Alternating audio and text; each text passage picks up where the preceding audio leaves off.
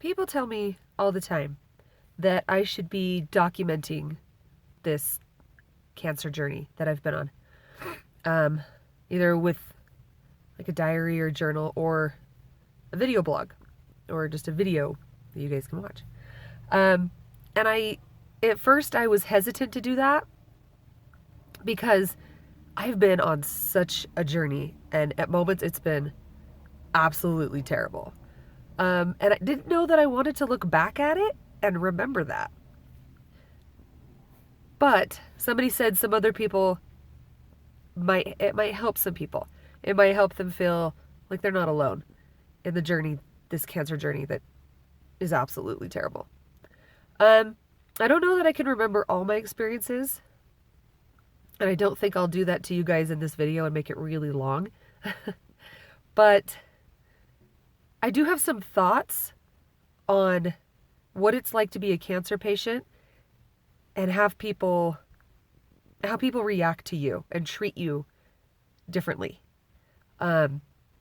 Maybe it's a really good reminder, I don't know, to people that don't have cancer or family members that have cancer, and how to best support them. Because you don't know. It's a big scary word, the big cancer word. It's scary to hear. And you also, I've been there. I've had friends with cancer, and you're like, I don't know what to say to you. I want to say I'm sorry, but everyone says I'm sorry, and it's not that it doesn't mean anything. The person with cancer is just kind of like, yeah, I'm sorry too. There's nothing you can do. So there's things I've learned about having cancer as the patient and what was best to be supported. One thing to remember about your friend with cancer is that once they got that diagnosis, they lost all their autonomy. This person that was very independent, could do anything on their own, suddenly has no choices. Their choices have been totally stripped away from them, and they don't have choices in their doctor's appointments, the time, who they see, where they go.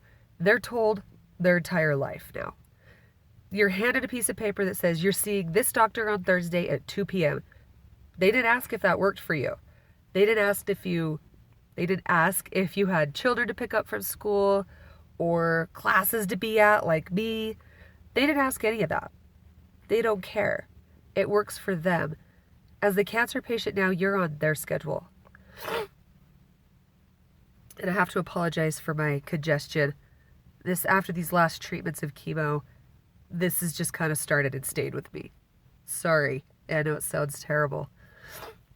So that person that used to be super independent, could drive to their appointments, could wake up when they wanted, could take a shower when they wanted to. They no longer have that. And it's terrible. As the patient, you've lost that autonomy, and it's like someone just ripped a piece of you away. You no longer could drive to your doctor's appointments or chemo or whatever. You're told you need someone to bring you. But your spouse or your significant other or whatever, they probably have a job, and they have to keep that to help support you. They can't just drive you everywhere and sit in chemo for 4 hours. And so you have to remember that person is asking for help when it's probably really hard for them to ask for help. But they have to now. So they have to rely on asking people, will you give me a ride? Will you come sit with me? Will you come watch me sleep in the chair during chemo and then drive me home after? So to avoid this, I started riding the bus to chemo and riding it home, so I didn't have to, I had that little piece of independence back because it was my choice. So that was kind of a big deal for me. People had a hard time understanding that, but that was a big deal for me. And when I shaved my head, that was my choice. I didn't let chemo dictate when that was going to happen. I had really long hair before. I decided to cut it short and do some fun, funky things before I had that taken away from me without me making that choice. So that to me was kind of a statement. I got to do that for me, my choice, not cancer's choice. So that's a big deal for cancer patients. Maybe some people don't have as hard of a time asking for help as I did, but it was really hard for me. So something to remember about your cancer patient friends or loved ones is that be sensitive to that it might be really hard for them to ask for help, and they're no longer as independent as they used to be. It's frustrating. Maybe that's all my thoughts on that for now. I'll think of something else to say. Today is a really good day. I was diagnosed with cancer on October 1st. And I'm in dental hygiene school. That was near the end of the 3rd semester out of 4 semesters. So everyone, instructors, everyone's like, oh, you're going to have to quit dental hygiene school. You're going to have to do this all over again. So my instructors, they had never run into this before. Someone having to quit 3/4 of the way through. So it was kind of an interesting thing. They had to decide whether I was going to graduate with the next class or what I was going to do or how this is going to work. And I was like, no, I'm graduating when I'm supposed to graduate. I refuse to let cancer take this from me and make yet another choice in my life that was not my choice. So I persevered, I pushed through. There was some really, really bad days, but I was here. I was gray from the chemo because I had no color and I felt like absolute garbage. But I did it. I got my patients in the chair. I got my requirements met. So sorry for this congestion.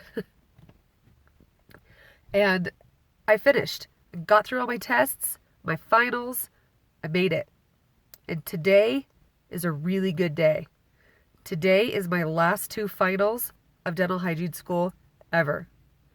And then tomorrow, I graduate. It's amazing.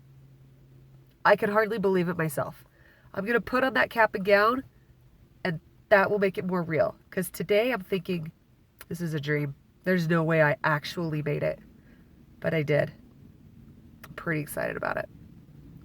Okay, you guys, have a great day. And I'm sure I'll have some more thoughts on how to better help your cancer friends and loved ones. I do have some big adventures with cancer coming up, so I'll have some more things to tell you guys later. Have a great day. Bye-bye.